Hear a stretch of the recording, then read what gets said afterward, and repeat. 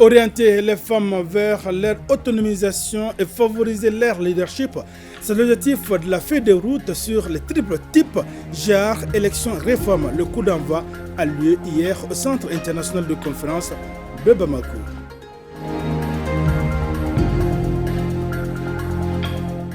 Fin des travaux d'élaboration du projet de document indispensable pour la défense nationale. Pendant 3 jours, les experts ont échangé et proposé les 10 projets. Cette initiative du secrétariat permanent du Conseil de sécurité nationale.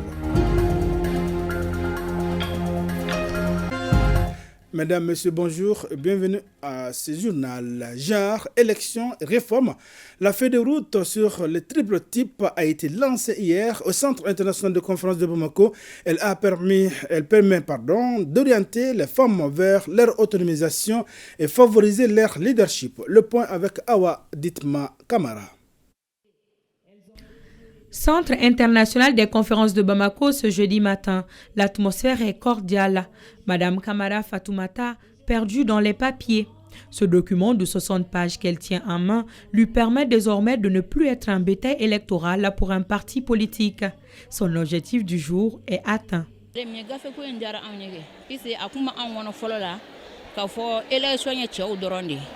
N'a daminɛna sa cɛw de bɛ taa ka taa an mobiliser an bɛ taa ka taa vote ye hali n'u ko k'u b'an don liste la u b'an bila dernier de la ni élection kɛra peut-être bɛ min ta k'a bila an kun i bɛ taa sɔrɔ hali o t'an ka commune mɔgɔ ye mais sisan ne n'a faamuya sisan k'a fɔ an tɛ dɔn ka mɔgɔ ka tɛgɛrɛ la bilen an yɛrɛ de b'an ka tɛgɛrɛ fɔ an b'an ka dɔn k'a la an tɛ dɔn ka mɔgɔ si ka tɛgɛrɛ la bilen an yɛrɛ bɛ an bati ka taa fɔ an kan ka se yɔrɔ min an fana ka taa ɲɛ sɔrɔ ko la.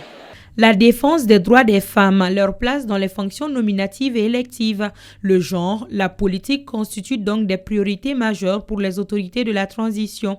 Celles-ci, à travers cette feuille de route, veulent permettre aux femmes de ne plus être le dindon de la farce. Et cela se comprend aisément par ces chiffres. 28,57%, c'est le taux de représentativité des femmes au Conseil national de transition. Dans un contexte marqué par des transitions politiques et des défis sécuritaires, il est primordial de mettre en avant la voix et les besoins des femmes au Mali. Malgré les progrès notables réalisés dans la promotion de l'égalité des genres, il est essentiel de reconnaître les défis persistants auxquels nous sommes confrontés. La feuille de route est accompagnée par un plan d'action de 2 ans. La mise en œuvre de cette feuille de route doit améliorer et renforcer le portage institutionnel, politique et organisationnel de la prise en compte du genre par l'écosystème électoral des femmes. La feuille de route sur genre, élection et réforme ne visant pas que l'intégration des femmes dans le processus électoral et les réformes politiques et administratives, mais visant surtout une symbiose implication des hommes et des femmes aux différents processus de refondation enclenchés par les plus hautes autorités, je suis convaincu que sa mise en œuvre effective impactera ou changera les conditions de la femme malienne et aussi aidera à bâtir un Mali meilleur et inclusif où la voix de chacun de ses fils et de chacune de ses filles compte. Cette initiative du gouvernement de mettre les femmes au cœur de sa politique bénéficie de l'assentiment des partenaires techniques et financiers.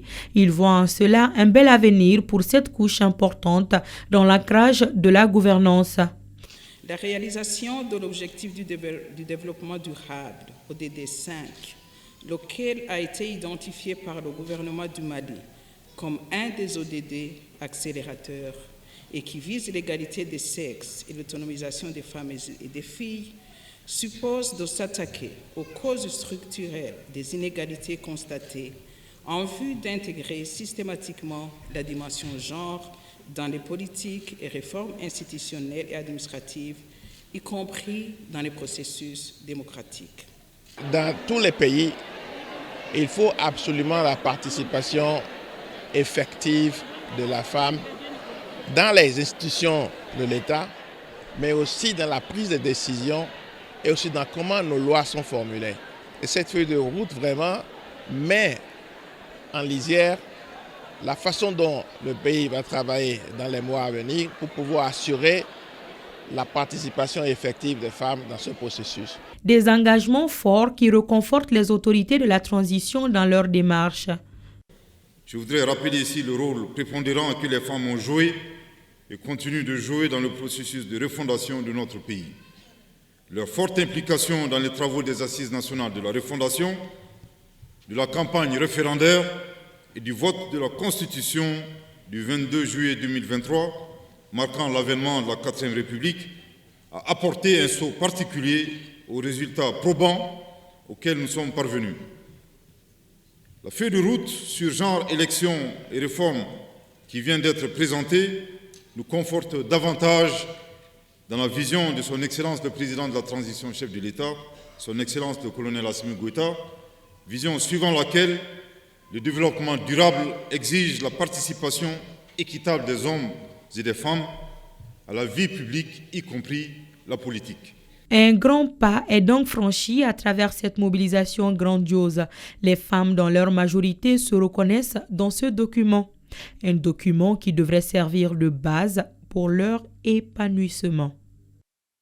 Direction la cité des Askia, le ministre de la Santé et du Développement social a distribué 200 kits alimentaires. Les bénéficiaires sont des personnes vulnérables réparties entre les différents cercles de la région. C'est contribuer à l'amélioration de leurs conditions de vie des Gao. On en sait plus avec Agali Agissa.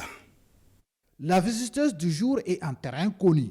La ministre colonel Astaba Diallo Touré n'est pas à sa première remise des vivres dans la cité des Askia. Notre devoir est de faire la solidarité tout au long de l'année, pas seulement pendant le mois de la solidarité. Donc on cherche les couches les plus vulnérables et essayer de leur apporter le soutien des plus hautes autorités de la transition, à commencer par son Excellence le colonel Assimi Goïta, tout le gouvernement, toute la transition tout au long de l'année. Et c'est la direction régionale en charge de la promotion de la femme qui a servi de cadre pour cette distribution des kits composés essentiellement des vivres, des pâtes alimentaires et des bidons d'huile.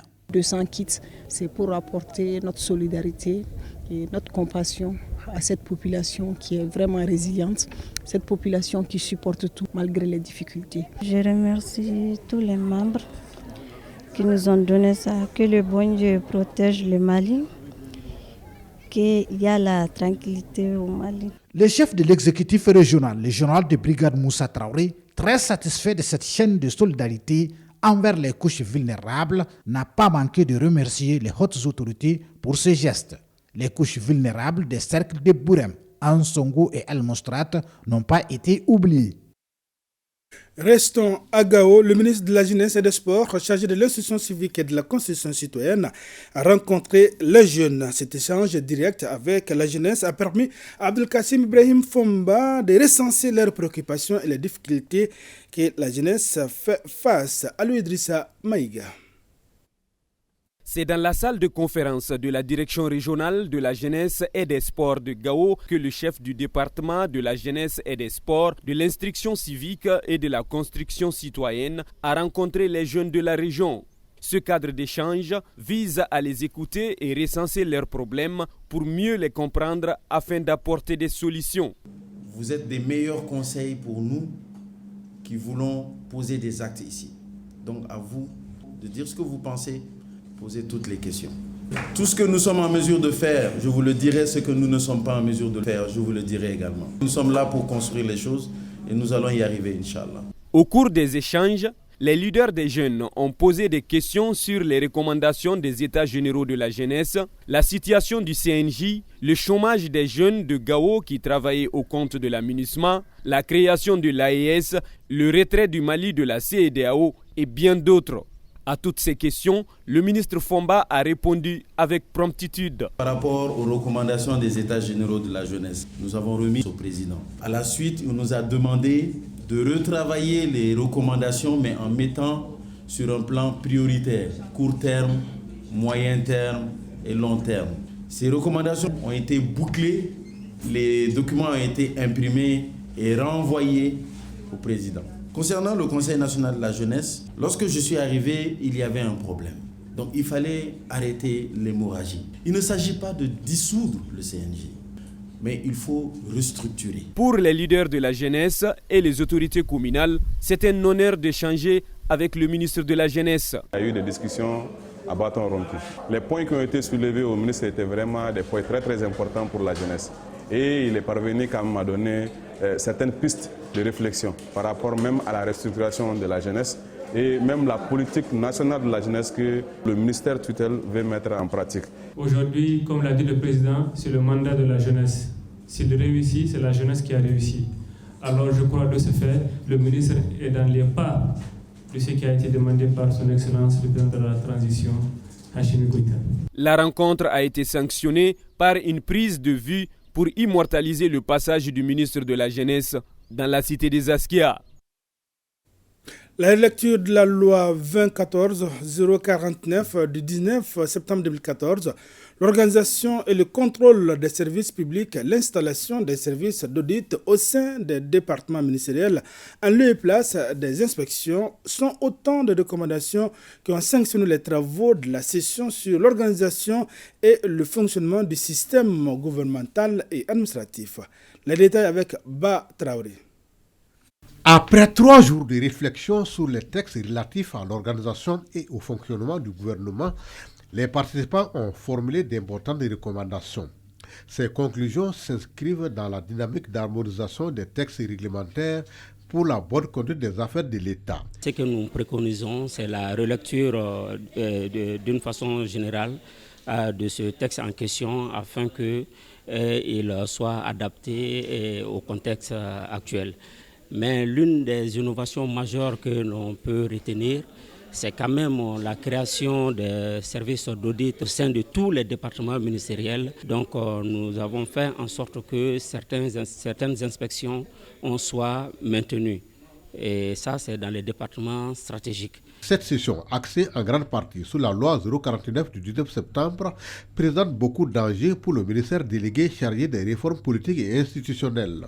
Cet atelier de réflexion s'inscrit dans la continuité de la mise en œuvre de la volonté des Maliens exprimée lors des Assises nationales de la refondation en faveur de la promotion d'une gouvernance politique et institutionnelle vertueuse et redevable. Je note que la dynamique des travaux de réflexion a intégré surtout l'équation rationalisation des moyens et efficience du gouvernement et son administration. En cela, et dans le principe, les conclusions de cet atelier sont conformes à la vision de refondation du Mali prônée par les Maliens et érigée en boussole de gouvernance globale par le président de la transition, chef de l'État, le colonel Assimi Goïta.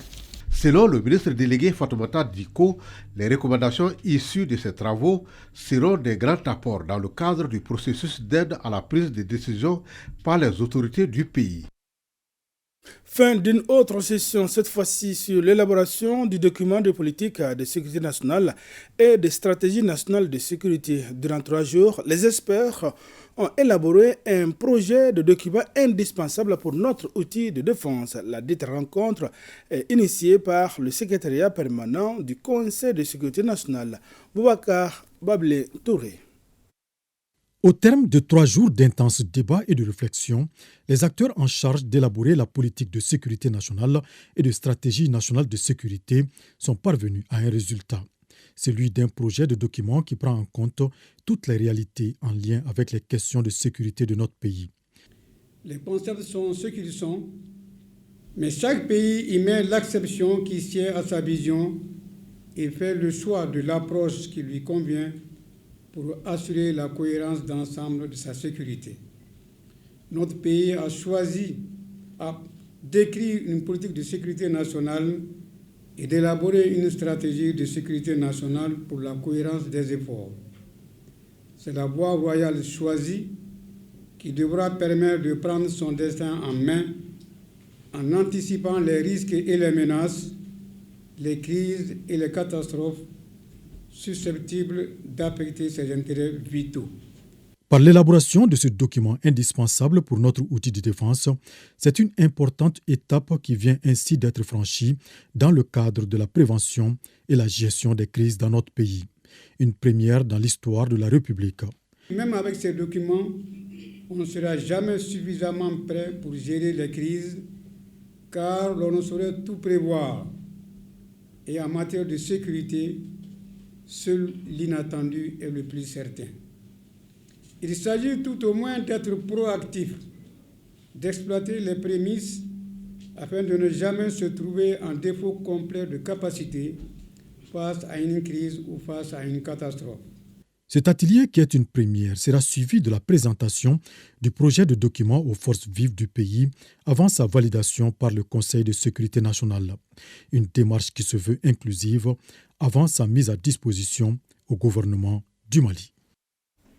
L'importance de la protection de l'environnement pour atteindre la souveraineté alimentaire et nutritionnelle au Mali, c'est l'intitulé de la communication du ministre de l'Environnement, de l'Assainissement et du Développement durable. Mamadou Samaké était l'invité des travaux de la séance plénière de ce jeudi à la 5e session de la 6e mandature du Conseil économique, social, environnemental et culturel. Reportage signé Mamadou Fane.